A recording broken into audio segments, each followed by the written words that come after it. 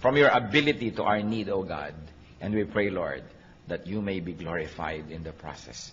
Especially as your word take fruits and bear fruits in our lives, bear fruits of righteousness, stability, peace, and godliness.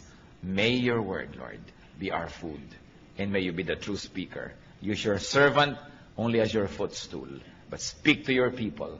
And in the name of Jesus, we reject, rebuke, drive away, bind the work of the devil, and set the Spirit free, so that you, O Holy Spirit, may work in us and through us. Father, we commit this time to you, confident that you hear as we ask in Jesus' mighty name. Amen. Nanghihina ako. Naramdaman nyo na po ba sa buhay nyo yan na parang isang problema na lang bibigay na kayo? Parang ayoko nang makarinig pa, hindi ko na kaya, tama na muna ngayon, pagpahingahin muna ako. Kumisa ng mga problema dumarating sunod-sunod, ang panghihina sunod-sunod, nakaka-demoralize, may sakit ka na kumisan, wala ka pang pera, tapos pinagtaksilang ka pa ng iyong kabiyak, sunod-sunod, mo nanghihina ako. O kaya ang dating ng temptation, hindi mapatid-patid, nanghihina na tayo, gusto na nating bumigay. Or you might be discouraged, disillusioned, ang lahat ng effect niyan, panghihina. Magkakamag-anak po ang mga feelings na nagbibigay nitong weakness na ito sa ating puso. But ito ay isang kasinungalingan. Because Jesus is strength and power. Kaya ang mga anak niya ay dapat nabubuhay sa victory, sa strength, sa power. What do people say? People say, I'm afraid. What does God in the Bible say to Christians? Hindi bagay sa'yo. Kung natatakot ang ating mga kapatid, hindi bagay. Sabihan nyo nga katabi nyo, hindi bagay sa'yo ang matatakotin. Diba? Hindi bagay. Bakit? John 14:27, do not let your hearts be troubled and do not be afraid. Madaling sabihin, mahirap ipamuhay, lalo naunahan na tayo ng takot, naunahan na tayo ng pandaraya ng kaaway, at tayo sunod-sunod na ng mga kabiguan ang nangyari. We are made to believe and conditioned to believe that we are no match to the enemy. Indeed, we are no match, but the Lord is our victor, is our champion, who has already won the battle for us. 2 Timothy 1:7, for God did not give us a spirit of timidity, but a spirit of power, of love, and of self-discipline. Yan ang ibinibigay sa atin ng Diyos, spirit of power. Kaya masasabi natin, hindi bagay sa iyo. Kahit mga kapatid, tayo manalamin, nanghihina tayo halimbawa, manalamin kasi mo, anak ka ng Diyos, hindi bagay sa iyo. Sapagkat ang mga anak ng Diyos, kailangan kamukha ng Diyos. Kasi kamukha nga tayo dapat ng Diyos, kawangis, lalong-lalo sa ating kalooban. So brothers and sisters, discipline yourself not to be afraid. It is a matter of habit. Natatakot tayo sa darating, natatakot tayo sa sakit, natatakot tayo sa pagtanda, natatakot sa kamatayan, etc., etc. At kamag-anak po niyan, yung sinasabi mo lagi, I'm worried and frustrated. It's part of being afraid and it's part of being weak. I'm worried. Ano po ang sagot ng Panginoon dyan? You're worried? Cast your cares on me. Cast your cares on me. 1 Peter 5:7, cast all your anxiety on Him because He cares for you. Di po ba kumisan meron tayong panghihina ng loob, may pamamroblema, pero pag nakahinga tayo sa ating kapalagayang loob, kay kapatid, kay kamag-anak, kay kaibigan, lumalakas-lakas ang ating loob. Pero kumisan hindi natin kailangan makipag-date pa, mag-lunch tayo, magkape tayo para lumakas ang loob natin. Kasi ang Panginoon is only a prayer away. And through prayer, we can cast all anxieties and cares on the Lord. So kung meron tayong problema, isumbong mo sa Diyos. Nakatutulong kuminsan na may napagsusumbong-sumbongan tayong kapwa-tao, pero tayo nahihinga-hingahan, pero huwag yung magiging kapalit nung tayo na nanalangin at lumalapit sa Diyos. Another complaint of people tungkol sa panghihina, mahina daw ang isip, I am not wise enough. But the Lord answers, I give you wisdom. Huwag kang lagi nagdadahilan na hindi ako marunong, sapagkat nagbibigay ang Diyos ng kaalaman. 1 Corinthians 1:30, Christ Jesus has become for us wisdom from God. Of course, once more, it has a specific meaning, but its general meaning is that we can have wisdom through the Lord. Learn. Hindi dapat lagi nating sinasabi, hindi kasi ako marunong. Kung mga isang buwan na nating sinasabi yan, 1 taon, 10 taon, tama na yon. We've got to learn. At kakambal niyang, I'm not wise enough. Ano pong laging maririnig mo sa mga tao? I don't know what to do. Pero ano pong sinasabi ng Biblia at ano sinasabi ng Panginoon dyan? I know. I will guide you. Proverbs 3, 5-6. Trust in the Lord with all your heart, and lean not on your own understanding. In all your ways acknowledge Him, and He will make your path straight. So, magtiwala sa Panginoon, huwag sa sarili. Huwag sumandal sa sarili lamang kaalaman, sapagkat maaaring yan ay only half-truth, half-lie, or a full lie, or a distorted truth. Sabi, in all your ways, acknowledge Him. Pag hindi po tayo sang-ayon sa kalooban, sa sinasabi, sa turo ng Diyos, doubt your scholarship, but do not doubt God. At kung tayo po ay hindi sang-ayon sa Diyos, siya ang ating sundin, kasi siya yung Diyos, at siya yung tunay na marunong. It is important to acknowledge our lack of wisdom, and then seek God's wisdom. Ano po ang sabi ng mga tao doon sa mga, wala kasi akong alam, clueless ako, wala talaga akong alam dyan sa mga bagay na yan? Anong sagot sa atin ng Panginoon niya? Ask me, and I can give you discernment. Kaya yung panalangin sa Psalm 119, verse 1-5, I am your servant, give me discernment.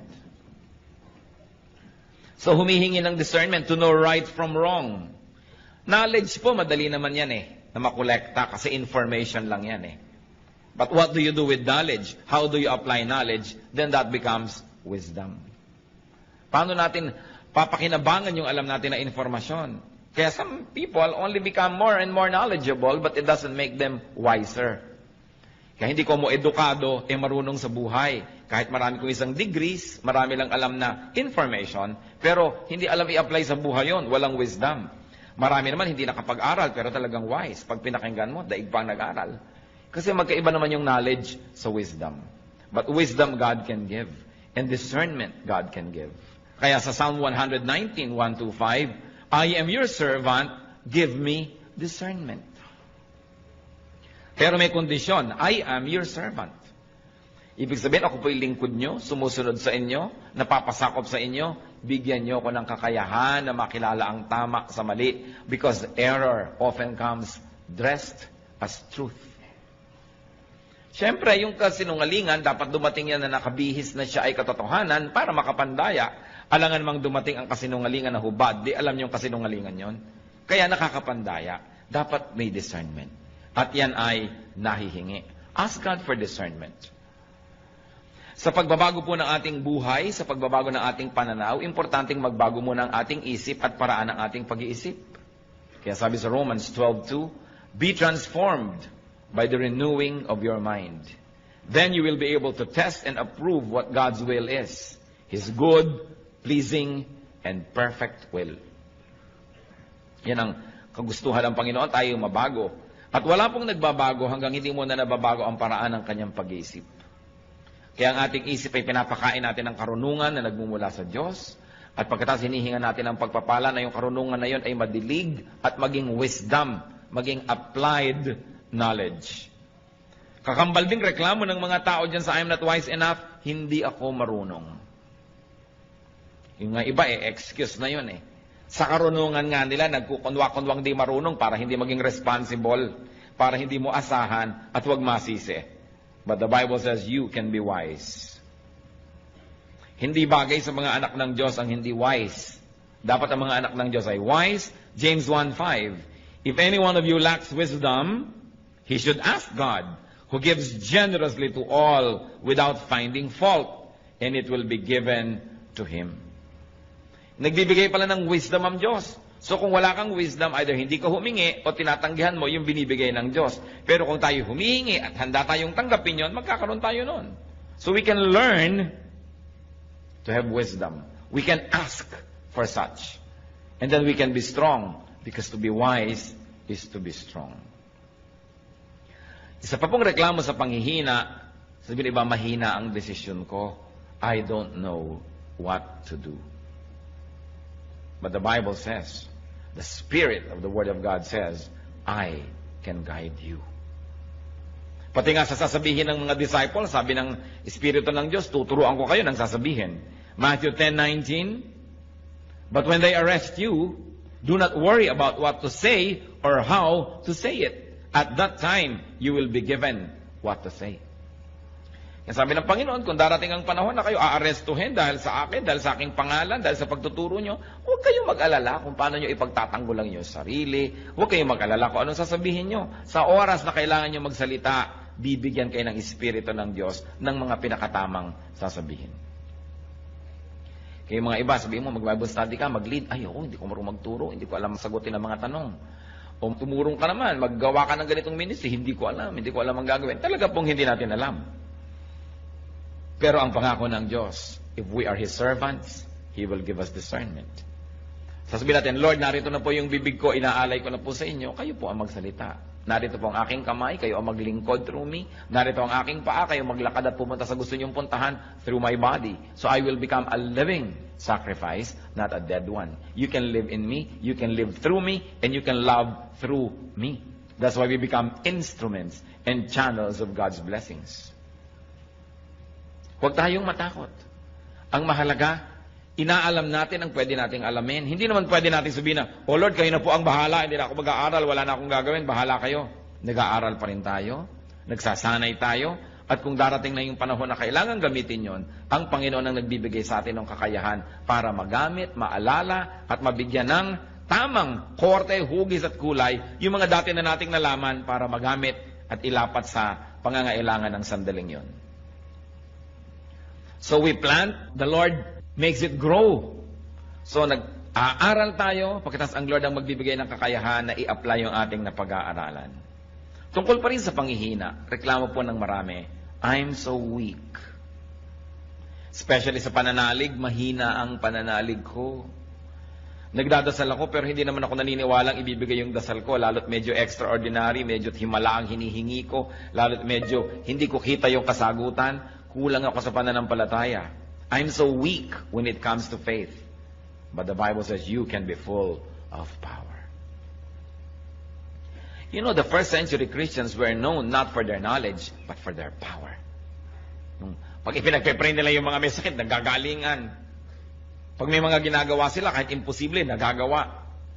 And you know, the power to forgive, the power to love, that's the greatest power.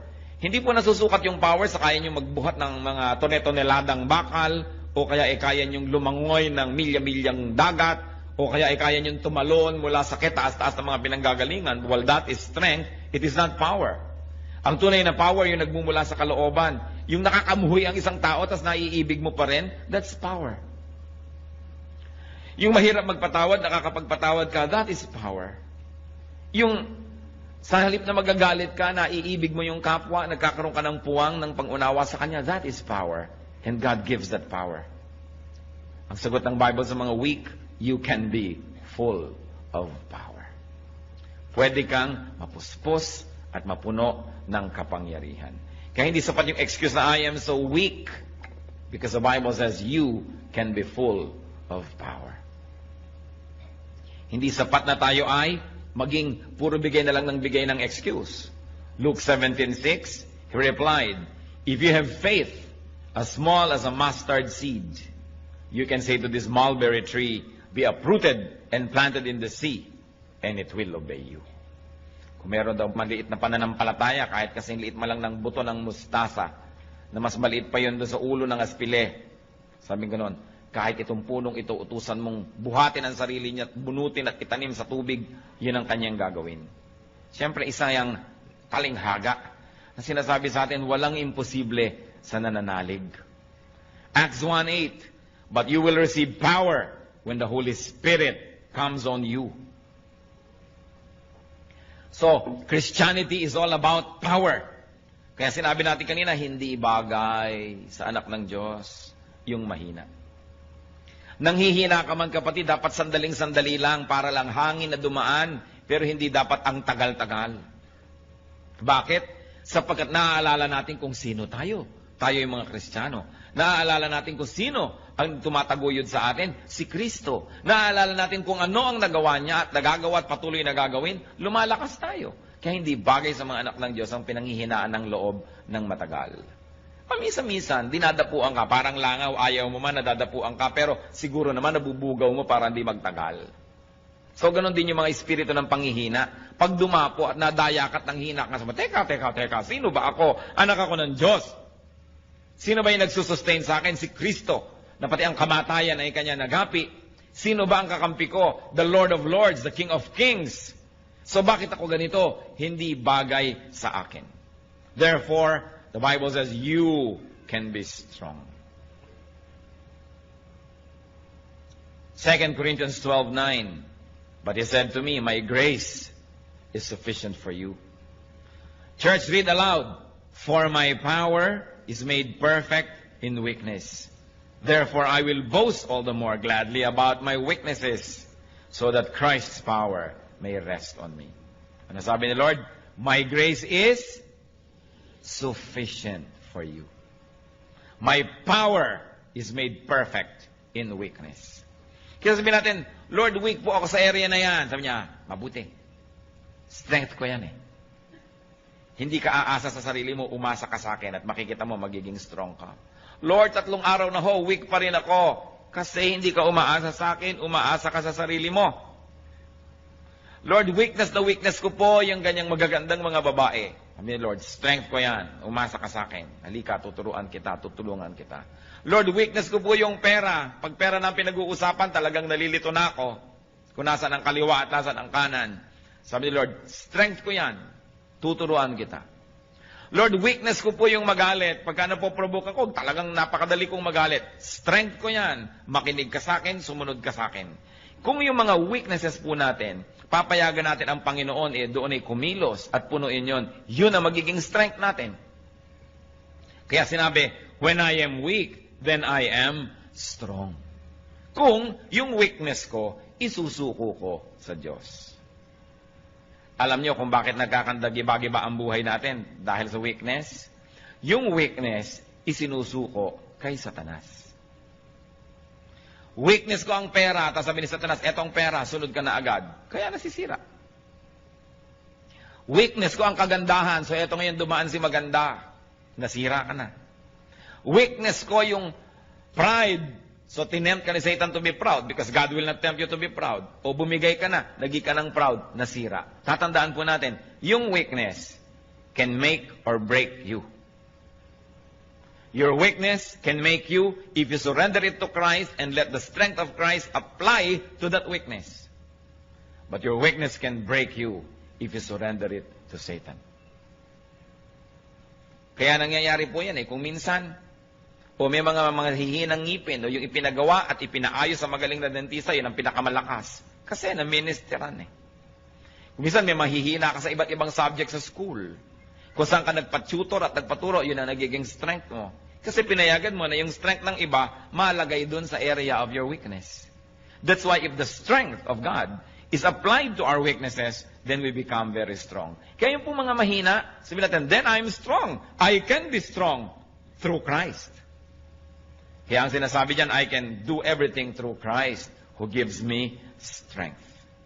Weakness makes room for God's power. Hindi ba ganun din yung mag-asawa?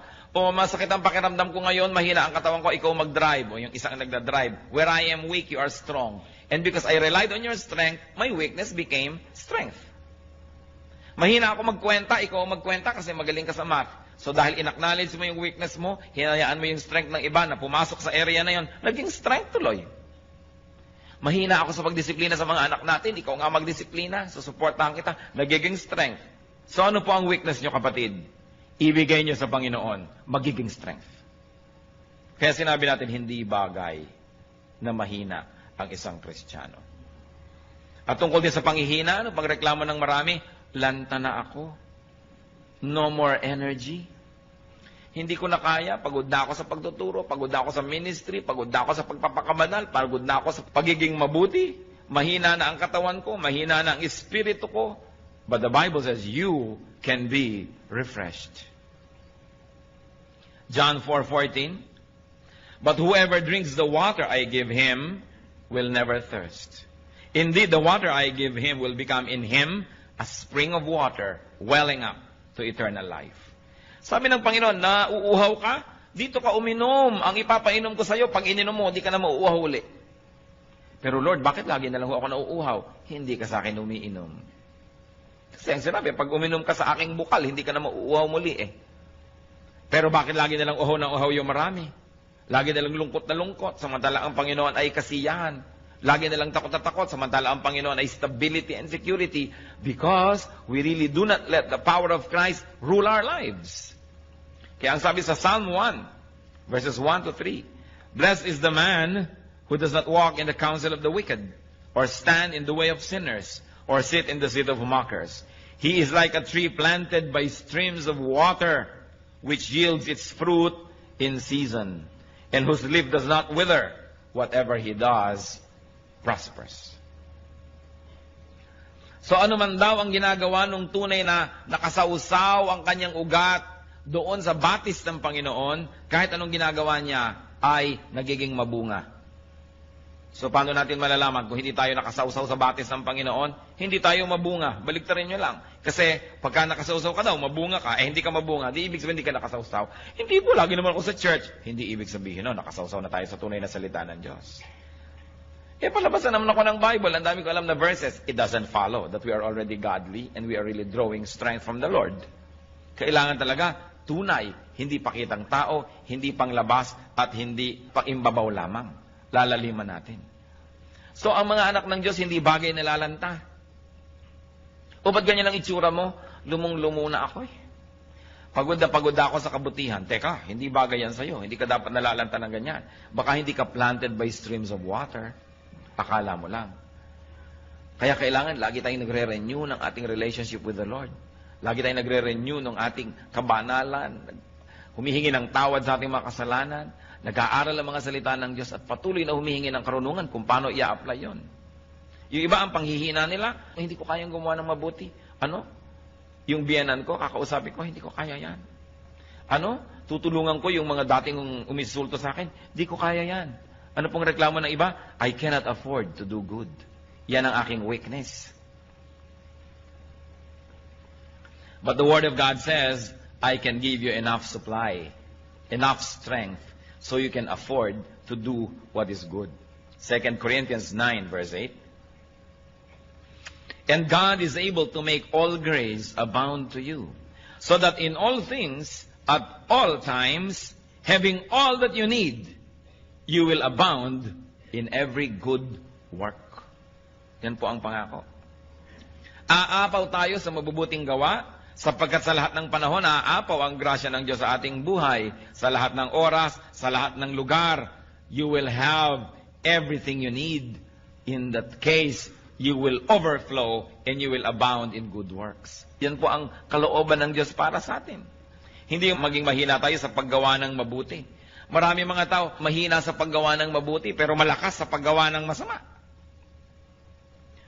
Hindi makapagpakumbaba, hindi makapagsabing I'm sorry, pero kayang-kaya niya magsabi ng masasakit na salita sa kapwa. Pag I'm sorry, hindi masabi. Pero pag masakit na salita, kaya. Pag act of kindness, kayang gawin. Sinasagot-sagot yung magulang, kayang-kaya. Pero pagka gusto ng yung magulang ihalikan o yakapin, hindi magawa-gawa. Nahihirapan ng loob pag gagawa ng mabuti. Pero gagawa ng mali, malakas ang loob. Pagka mandadaya, malalakas ang loob. Pagka aamin ng pandaraya, paghingi ng tawad, hindi kaya. Bakit nga ba ganun ang maraming tao? Ibig sabihin lang, hindi tayo lubos na nakasawsaw sa batis ng Panginoon. Kasi bakit pagka may energy, pag nakikipag-away, kayang-kaya. Pero pagka gagawa ng mabuti, nahihiya. Ngingiti lang sa kapwa, hindi makangiti-ngiti. Napakarami pong tao gustong ngumiti, pero ayaw lang, nahihiyang ngumiti. Ayoko ngumiti, nakakahiya. Pero kayang-kayang manimangot. Yung gagawa ka lang ng mabuti, nakakahiya. Bakit babaligtad na yata? Kaya sabi, you will abound in every good work. That's why we have to be immersed in God's water. In God's perfect living water. Yung iba po, anong panghihina? Sabi na, huwag na tayo mag-Bible, huwag tayo mag-Christian. Kahit naman mabuti tayo ngayon, next week, babalik din tayo sa dati. Hindi rin natin kaya i-maintain yan. Yan ang reklamo ng iba. I am weak. I cannot maintain a holy lifestyle. I cannot be holy enough. Yan po ang reklamo ng iba. Sobra akong mahina, hindi ko rin naman kayang i-maintain, huwag na lang umpisahan. But the Lord says, I will help you. Yan ang kanyang pangako. You say you cannot maintain a holy lifestyle, I cannot be holy enough. The Lord says, I will help you. Philippians 1:6, being confident of this, that He who began a good work in you will carry it on to completion until the day of Christ Jesus. Siya na nag-umpisa at kasama mo sa pag-uumpisa ng pagiging mabuti at paggawa ng mabuti at pagbabagong loob, siya ang tutulong sa iyo na makumpleto yan, mabuo yan hanggang sa pagbabalik ni Kristo. Kaya hindi bagay sa Kristiyano yung mahina sa kabanalan, pero sa kasalanan, malakas. Nababaligtad. At meron pa nagsasabi, I cannot stand up. Mahina ako sa pagtayo, mahina ako sa paninindigan sa buhay. But the Word of God says, I can enable you. Hindi mo kayang tumayo, pero kaya kitang tulungan na tumayo at manatiling nakatayo. Romans 14:4, who are you to judge someone else's servant? To his own master he stands or fall, and he will stand, for the Lord is able to make him stand. Kaya daw nating tumindig sapagkat ang Panginoon ang magbibigay sa atin ng kakayanan. Kaya kaya rin nating manindigan. Weakness, ano po bang ibig sabihin yan? Pag sinasabi nating nangihina ako, merong mga nangyari na sunod-sunod, kaya nakarating tayo sa ganong estado ng panghihina. At isa lang po, ang pinagmumula ng panghihina, yung pag-asa sa sarili lamang. Weakness comes from dependence on yourself alone. Because if you depend on God, your weakness will translate into strength. Pag tayo'y umaasa sa Diyos, ang kahinaan nagiging kalakasan. Where we are weak, we become strong. So mga kapatid, isa lang po itong simpleng analysis. When you are weak, it means you are depending on yourself. Or you are depending on other people. That's why you are weak. Because the moment you depend on God, and you let God do His mighty will, then your weakness becomes strength.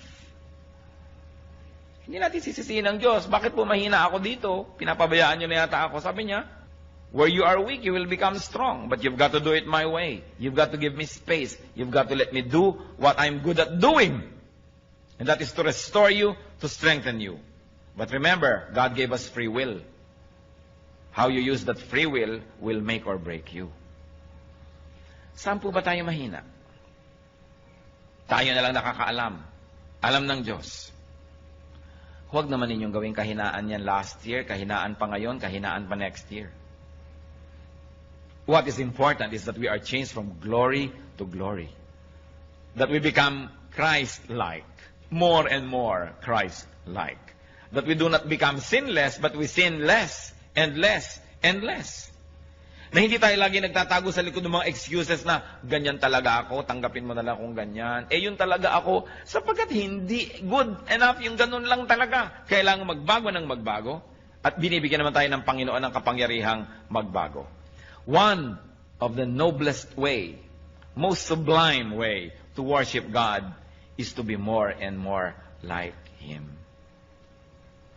Mabuti yung pag-awit, mabuti yung offering, mabuti yung pagsayaw sa Panginoon, mabuti yung pagtugtog, pag-worship.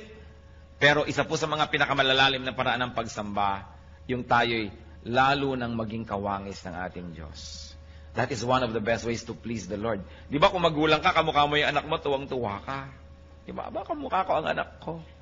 So gusto ng Diyos, makita niya na kamukha tayo. Kaya manalamin nga tayo at magtanong, teka, kamukha ka ba ng Diyos?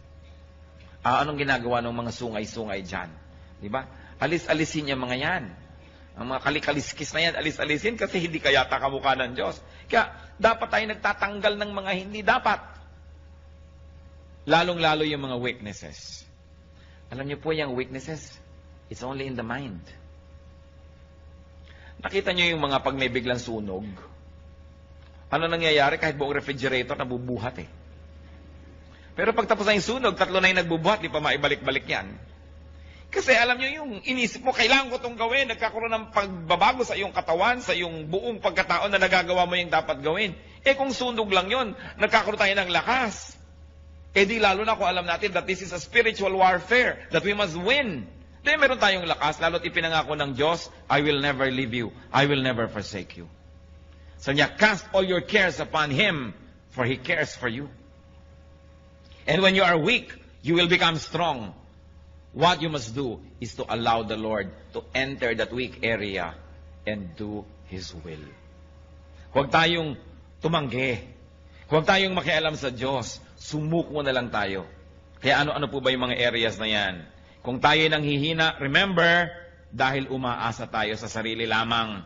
Sapagkat kung umaasa tayo sa Diyos, we are planted by living waters. Our leaves do not wither.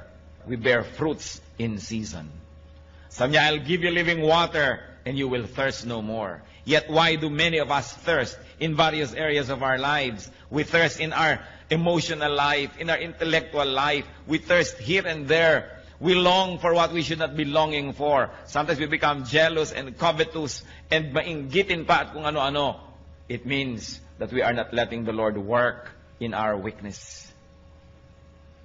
Isang inaalagaan pa natin yung weakness na yun na, alam mo naman, weakness ko, dapat pinapansin ako. Talaga pag hindi ako napapansin, nagagalit ako. At yung hindi ka mapapansin, nagagalit-galitan ka pa at dinadagdagan mo pa. Dahil sasabihin mo, ako ito, kailangan bilhin mong ako ito. No, we should be changed. Be changed by the renewing of your mind. Ang kagustuhan kasi natin kumisan, paikutin ang buong planeta, mag-adjust sa atin. Yung tuwang-tuwa tayong, huy, talagang pag nakakakita ng pula yan, nagagalit, kaya huwag ka magpapakita ng pula. Talagang pagka nai-ignore yan, nagagalit, kaya papansinin mo lagi. Lalo tayong bine-baby ng mundo, lalo lamang lumalaki yung loob natin sa ating mga kalikuan. Kaya pag alam natin, mali ako dito, Lord, I surrender this weakness to you. Turn it into strength. And I know that the Lord will do it because God said it. And if God said it, then it must be true. Hindi pwede na nabubuhay tayo sa weakness. Gustong-gusto ni Satan yung naniniwala kang weak ka eh. Kasi yung kaya mong gawin, hindi mo na ginagawa, nakumbinsi ka na hindi mo kaya. Alam niyo si Satan, pipigilin niya una na masave ka. Pipigilin niya na ipanganak ka muli, na magkaroon ka ng panibagong buhay. Pag di niya napigil yon, at di naman niya kayang pigilin, kung gugustuhin ng may katawan, di niya mapipigil. Pag di niya napigil yon, ang susunod niyang pipigilin, lumago ka sa pananampalataya. Pipigilin niya yan. Kukumbinsihin ka niya, hindi talagang maramdamin ka, dapat unawain ng mga taong maramdamin ka. Hindi talagang itong weakness mo, hayaan mo nang, yan ay i-maintain mo na, kasi konti lang naman ang weakness mo, dapat weakness mo na talaga yan, tanggapin na lang nila yan. Yan ang mga pandaraya ng kaaway para huwag tayong mag-grow. Sapagkat ang tao, pag ipinanganak na muli, dapat ka namang lumago at mag-mature. Kaya ang goal natin, first is to have a new life, the rebirth, and then to grow into maturity. Pero ang dami hindi nagmamature. Because they continuously believe in the lies of Satan na okay ka na, pwede na yan. Kailangan hindi. Kailangan patuloy tayong humihingi ng pagbabago. At pag nag-grow ka, nagiging kang strong, anong gagawin ni Satan? Bibigyan ka ng mga kadayaang, mahina ka, hindi mo kaya. Masakit ang katawan mo ngayon, meron kang sakit sa bato, meron kang diabetes o mahina ka. Kaya tuloy, idadamay na niya yung pati lakas ng loob mo, espiritu mo, panghihinain ka na sa lahat ng area. Wala kang pera, hindi mo kayang gawin yan. Ang weakness mo, wala kang pera. Bakit? May pera ba yung mga apostles? May pera ba si Kristo? May pera ba sila nun? Ang dami nilang nagawa. Wala kang ganito, wala kang ganyan. Puro pandamaya. Ang ibig sabihin lang, mahina ka, mahina ka, mahina ka. Ikaw naman naniwala na, mahina nga ako. Kaya siya ngayon, nakaka-take over. But when you do not give Satan the space, he will never have space. That's why the Bible says, resist the devil and he will flee from you. Just resist. You don't have to fight. Bakit mo lalabanan yung demonyo? Malakas yun. Nilabanan na siya ng Panginoon at natalo na. Kaya hindi na dapat tayong parang lagi nakikipagtunggali. Sabihin natin, teka, tapos na ang labanan na. Bakit nakikipaglaban na naman ako? Nadaraya yata ako Narito na lang ako para kunin yung premyo. Narito na lang ako para mag-enjoy ng victory ng Panginoon kasi siya yung lumaban para sa akin. Ano't nakikipaglaban na naman ako? Dinadaya tayo Victory is already ours. Kaya pag nadadaya kang hindi ko to kaya, sabi mo, it's a lie because the Lord already rose from the grave. Binayaran na lahat ng kasalanan. Tinalo na si Satanas. Bakit ako mamumuhay na talunan? Bakit? Alagad ba ako ni Satan? Hindi. Bakit ka talunan? Siya yung talunan. Dapat dito ka sa kabilang panig sapagkat ang Panginoon ay nanalo. Kaya tayo, we can have victory.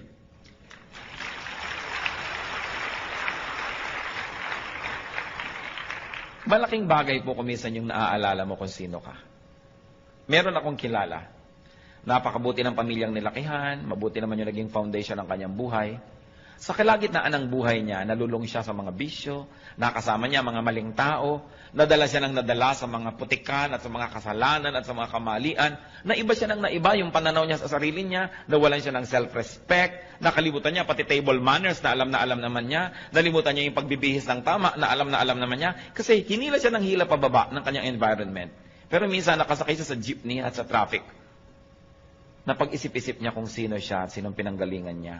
Sabi niya, teka, pag tinitingnan ko yung sarili ko, hindi ako ito. This is the distorted version of me. And I was distorted because of the wrong company I kept. I was distorted because of the wrong beliefs I espoused. I was distorted because of the wrong activities that I indulged in. Babalik ako sa aking sarili. Babalik ako kung sino ako talaga. At ginawa po niya yon. At nakabalik siya sa kanyang dating status. May paggalang sa sarili, merong dignity, at iginagalang ng iba. Tayong mga anak ng Diyos, we are created for holy work. We are created for dignity. We are created for respectability and for fruitfulness. If this is not happening in your life, mag-isip-isip dahil hindi ito ang tunay niyong pagkatao. Tayong anak ng Diyos, ang pagkatao natin, yung pagkatao ni Kristo. Yung Espiritu ng Diyos. Kaya kailangan nabubuhay sa buhay natin yan, sa puso natin. Titingnan natin ang mga pinagsasasabi ng ating bibig kung tama sa identity natin, ang ating lifestyle, ang ating ginagawa. We are a royal priesthood, a holy nation, servants of God. Less than that, hindi bagay sa atin.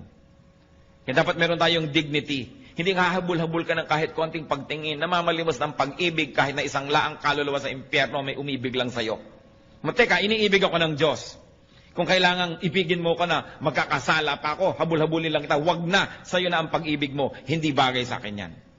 Anak ako ng King of Kings and Lord of Lords. Hindi bagay na isinasangla kong kaluluwa ko, magkapera lamang, magkaroon lang ng mga hinahangad ko. Kayang ibigay sa akin yan ng Diyos, God's way, not through Satan's way. Don't live in a lie. You are a child of God. Mahalaga inaalala mo, sino bang magulang ko? Di ba ang Diyos? Hindi naman si Satanas. Ba't ganito nangyayari sa buhay ko? Bakit sinusunod ko si Satan? Mali. Sino tayo? Sabi sa Bible, but you are Your spirit soar, elevate your atom, move your body. All of mine, I know I lie.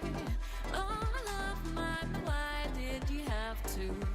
You were all I needed, yeah, I gave you my heart, my soul, my heart.